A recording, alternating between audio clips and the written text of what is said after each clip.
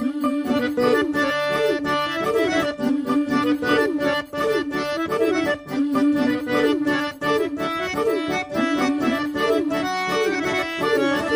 कोकणचो रुबा भारी,